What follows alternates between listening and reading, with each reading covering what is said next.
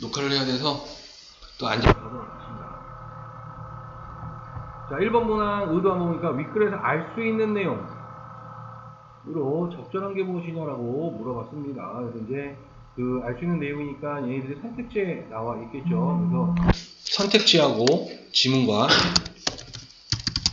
선택지와 지문과의 연관성을 따져주는 것, 즉 어느 문단에 언급이 되어 있지? 라는 것만 우리가 판단해주면 됩니다. 그러니까 20그램 찾기 에 해당한다 라고 생각하시면 되고, 2번 문항 보면 미끄러울 때 A의 내용으로 적절한 것은 이렇게 되어 있지요. 그래서 이제 보면 기호가 이렇게 나와요.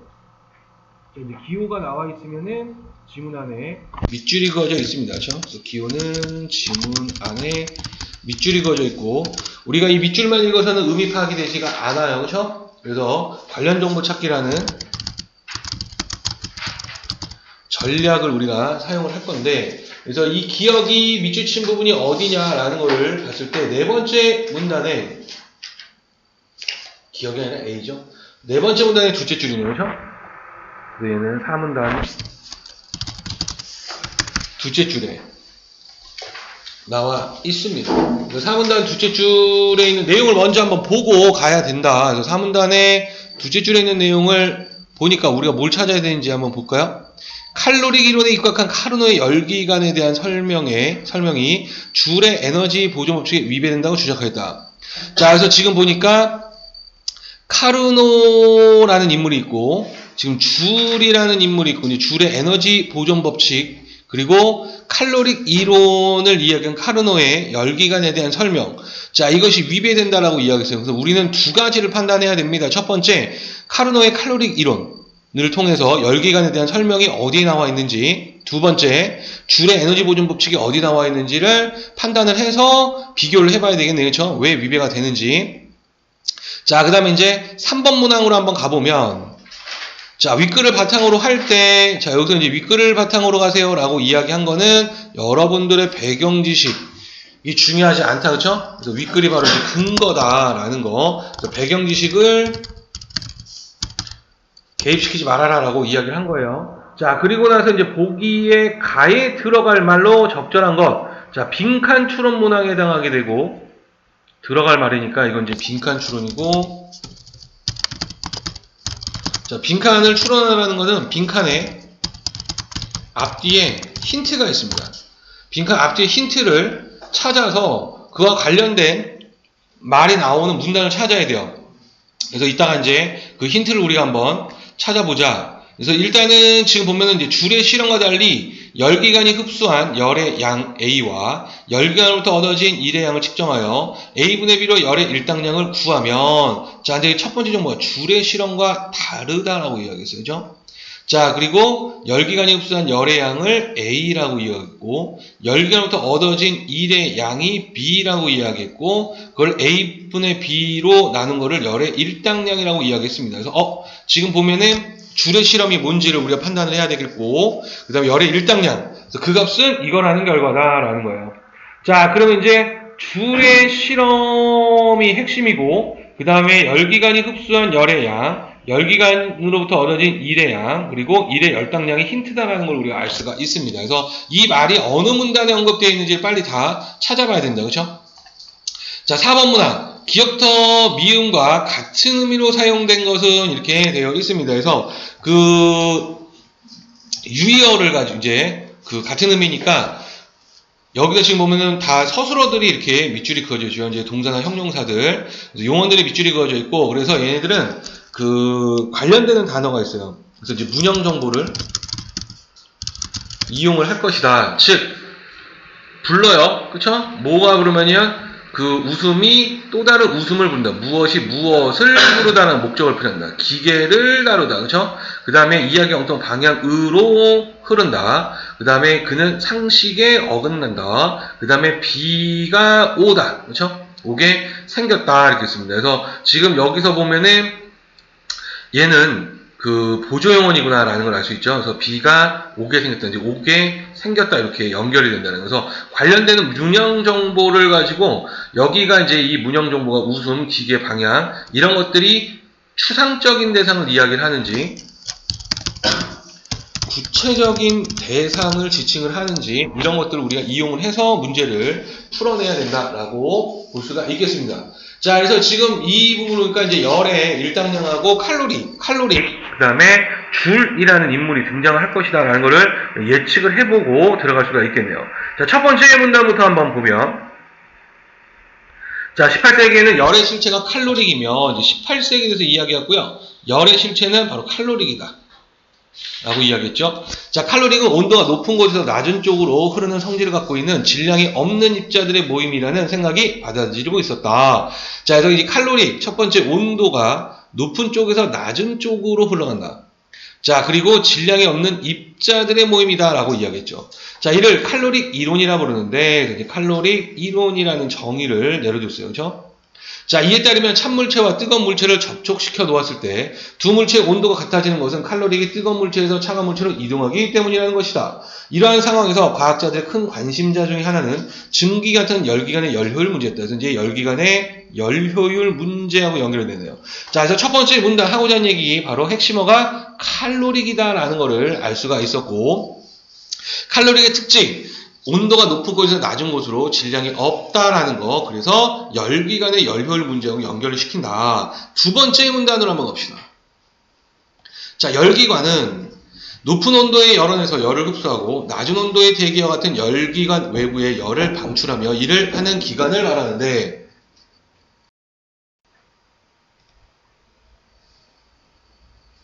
자, 말하는데 이제 열기관의 정의를 내렸죠. 자, 그래서 높은 온도의 열원에서 열을 흡수한다. 그 다음에 낮은 온도가 있는 그 대기 같은 열기관 외부에 열을 방출하며 일을 하는 기관이다. 자, 열효율은 자, 두 번째 또 정의를 또 내려줍니다. 열효율은 열기관이 흡수한 열의 양 대비 한일의 양이다라는 거. 자, 그래서 열기관하고 연료를 설명했죠. 19세기 초에 이제 카르노라는 인물이 등장했습니다. 우리 아까 문항에서 봤죠. 열기관의 열효율 문제를 칼로릭 이론에 기반을 두고 다루었다. 자, 그래서 지금 보면은 열기관의 열효율 문제, 칼로릭 이론에 기반을 뒀다는 거죠. 카르노는 물레방아와 같은 수력기관에서 물이 높은 곳에서 낮은 곳으로 흐르면서 일을 할 때 물의 양과 한일의 양의 비가 높이 차이에만 좌우되는 것에 주목하였다. 물이 높이 차에 의해 이동하는 것과 흡사하게 칼로릭도 고온에서 저온으로 이동하면서 일을 하게 되는데 열기관의 열효율 역시 이러한 두 온도에만 의존한다는 것이다. 자, 그래서 지금 보면은 두 온도에만 의존한다라고 이야기했어요. 그래서 열기관의 이 열효율. 자, 그래서 두 번째 문단에서 하고자 하는 얘기 보니까 열기관이라는 것이 뭔지, 두 번째 열효율이 무엇인지, 세 번째 카르노라는 인물이 이야기를 했는데 열기관의 열효율은 두 온도에만 의존한다라는 이야기를 했습니다. 자, 세 번째 문단으로 한번 갑시다. 한편 1840년대 줄이라는 인물도 등장을 하죠. 일정량의 열을 얻기 위해 필요한 각종 에너지의 양을 측정하는 실험을 행하였다. 자, 이제 실험을 했다는 겁니다. 자, 대표적인 것이 열의 일당량 실험이었다. 자, 지금 이것이 핵심어인지를 우리가 판단할 수 있겠네요. 그렇죠? 자, 이 실험은 열기관을 대상으로 한 것이 아니라 추를 낙하시켜 물속에 날개바퀴를 회전시키는 실험이었다.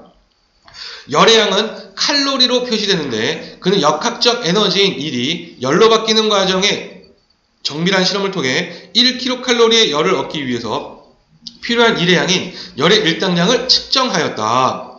자, 그래서 지금 열의 일당량이라는 개념을 던져줬어요. 바로 그것이 뭐냐면 1kcal의 열을 얻기 위해서 필요한 일의 양이다. 이게 열의 일당량이다. 줄은 이렇게 1과 열은 형태만 다를 뿐 서로 전환이 가능한 물리량이므로 등가성을 갖는 것을 입증하였으며, 자, 그래서 이제 줄이 또 뭐랬냐면 1과 열은 전환이 가능한 물리량이다. 그래서 등가성을 갖는다. 자, 열과 1이 상호 전환될 때 열과 1의 에너지를 합한 양은 일정하게 보존된다는 사실을 알아내었다. 자, 그래서 지금 여기서 열과 1이 상호 전환이 될 때 열과 1의 에너지를 합한 양은 일정하게 보존된다. 이후 열과 1뿐만 아니라 화학에너지, 전기에너지 등이 등가성을 가지며 상호전환할 때 에너지 총량은 변하지 않는 바로 에너지 보존 법칙이라는 것이 입증되었다. 자, 세 번째 문단에서 지금 보니까 태어나지 말았어야 할 분이 등장을 했네요. 줄이라는 분, 그쵸? 에너지 보존 법칙을 이야기한. 자, 그래서 열의 일당량을 일단은 먼저 정의를 내렸습니다. 그렇죠? 그래서 1kcal 열을 얻기 위해서 필요한 일의 양. 자, 그리고 등가성을 가지게 된다라는 거. 그래서 결국에는 에너지 보존 법칙을 한 것을 입증했다. 네 번째 문단으로 한번 갑시다.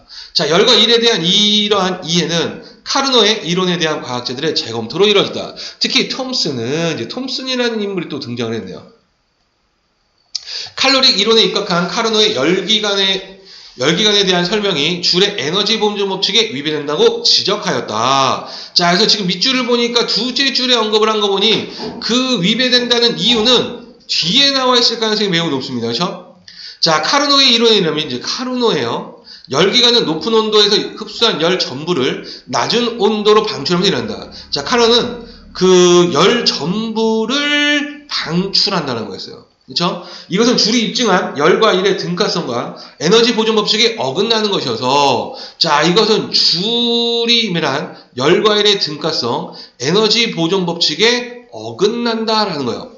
열의 실체가 칼로리라는 생각은 더 이상 유지될 수 없게 되었다. 하지만 연료율에 관한 카르노의 이론은 클라우지우스의 증명으로 유지될 수 있었다. 자, 그래서 지금 보면은 이 카르노의 이 이론은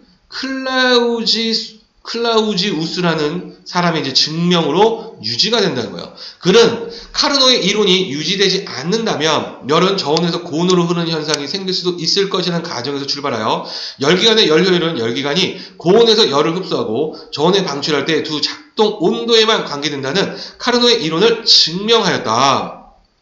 자, 그래서 열기관의 이 열 효율, 여기 열 효율은 그 두 작동 온도에만 관계된다는 바로 이 카르노의 이론을 증명했다라는 거예요. 자, 그래서 네 번째 문단 다시 한번 정리를 한번 해보면 이 톰슨이라는 분이 등장을 합니다. 이 톰슨이 카르노의 이 설명은 줄의 에너지 보존 법칙에 위배가 돼요. 자, 그 이유를 보니까 카르노가 이야기한 것은 열 전부를 방출하는데 줄이 입증한 것은 열과 일의 등가성, 에너지 보존 법칙에서 어긋난다는, 즉 열 전부를 방출한 것은 아니다라는 거죠. 이 부분이 틀렸다라는 거예요. 그렇죠? 이 부분이 아니다. 자, 그런데 클라우지우스가 카르노의 이론을 이제 증명을 했다라는 거. 자, 결국에 두 작동 온도에만 관계가 된다는 것은 카르노가 맞았어요라고 이야기를 했습니다. 자, 이제 다섯 번째 문단으로 한번 가보도록 할게요.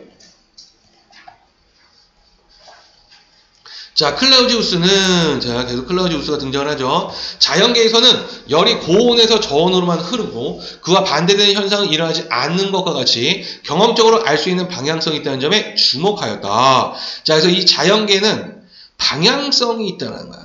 자, 또한 일이 열로 전환될 때와는 달리 열기관에서 열 전부를 일로 전환할 수 없다는, 즉 연료율이 100%가 될 수 없다는 상호전환 방향에 관한 비대칭성이 있다는 사실에 주목하였다.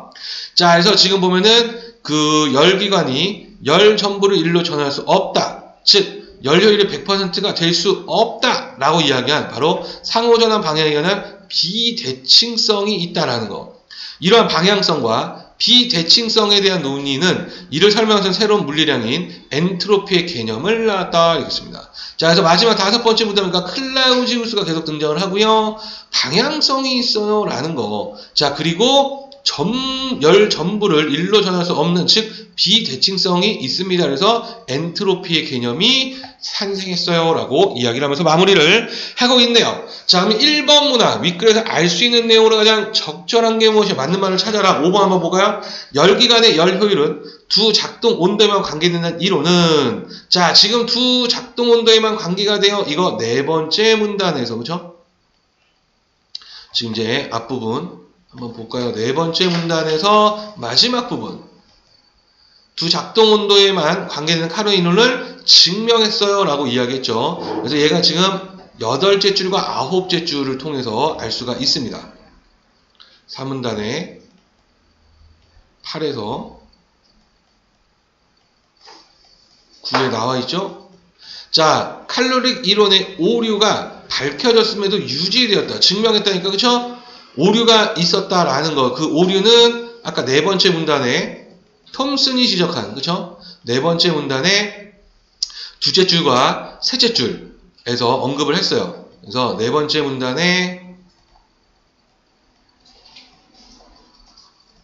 둘째 줄과 셋째 줄 오류가 있음에도 불구하고 유지가 되었다라는 것은 역시 네 번째 문단에 여덟째 줄과 아홉째 줄 증명했다라는 것을 통해 알 수가 있었다. 그래서 정답은 5번으로 가면 된다. 자, 그 다음에 이제 2번 문항으로 한번 가서 A의 내용, 즉 연료율이 100%가 아니다라는 거, 그렇죠?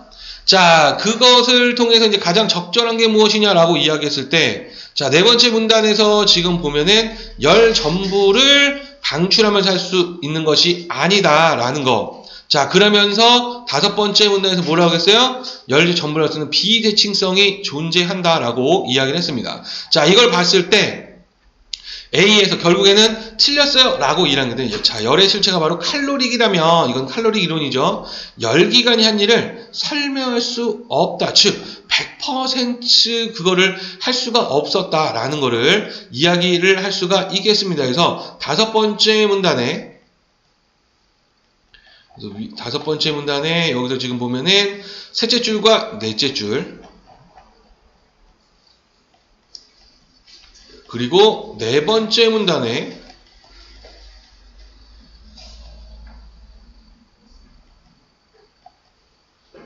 네 번째 문단이죠. 네 번째 문단에 셋째 줄과 넷째 줄을 통해서, 그렇죠? 일의 등가성과 에너지부터 어긋난다라는 것을 언급을 했습니다. 그래서 네 번째 문단에 3, 4까지, 그렇죠? 이걸 이용을 한다면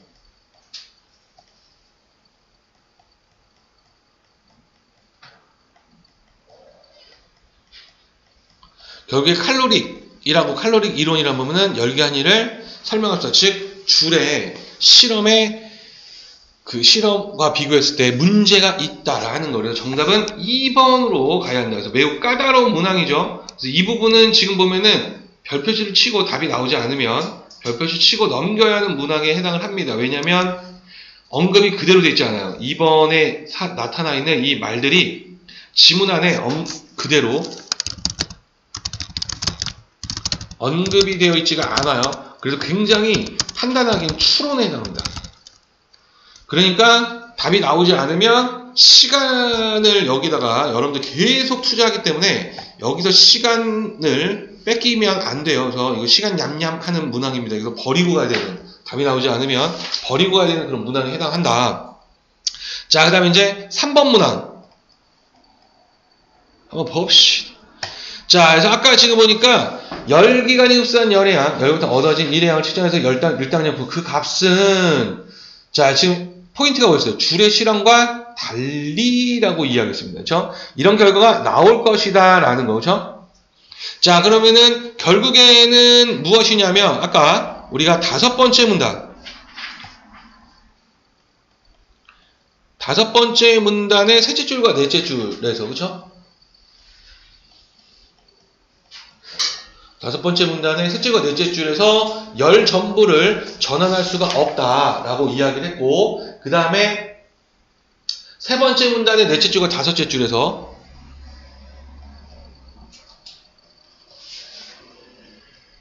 열의 줄이 말하는 열의 일당량 개념, 즉 1kcal의 열을 얻기 위해서 필요한 일의 양이 열의 일당량이다라고 이야기를 했습니다. 그래서 100%가 되지 않는다. 자, 그렇다면 결국에 줄의 실험과 달리라고 이야기하니까 이걸 구하면 결국에는 지금 5번에서 보면 열기관이 흡수한 열의 양과 두 작동 온도에 상관없이 줄이 구한 열의 일당량보다 작다 이런 말이 나오게 되는데, 자, 여기서 지금 보시면은 그 줄이 구한 열의 일당량이 아까 3문단에 지금 다섯째 줄부터 5, 6, 7 일정하게 보존된다 그랬어요.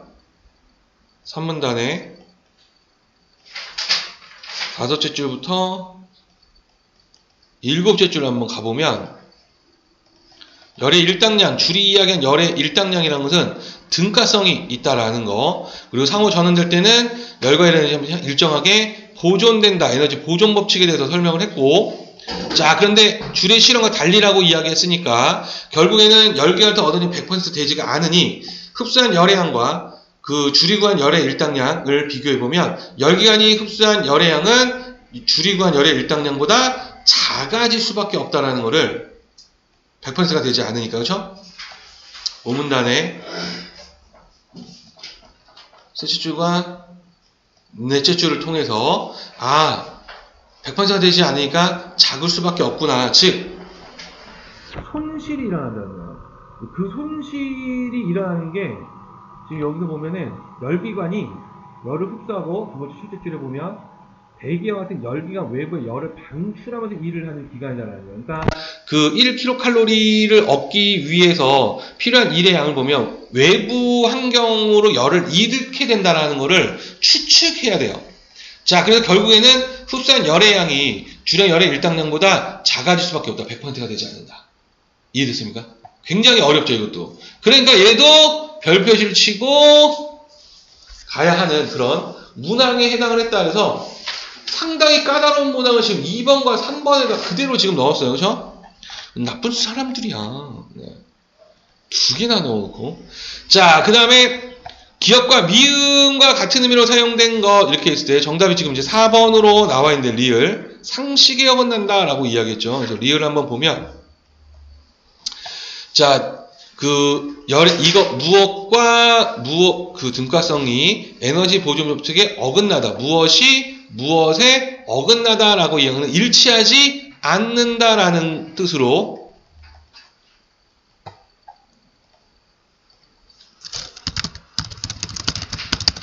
유효로 바꿀 수가 있겠죠, 그렇죠? 그렇다면은 4번 문항을 보니까 상식이 어긋난다, 상식이 일치하지 않는 이런 뜻으로 사용될 수가 있기 때문에 정답은 4번이 가깝다라고 볼 수가 있겠네요. 자, 여기까지 혹시 질문 있으신 분? 없습니까? 네, 없으면은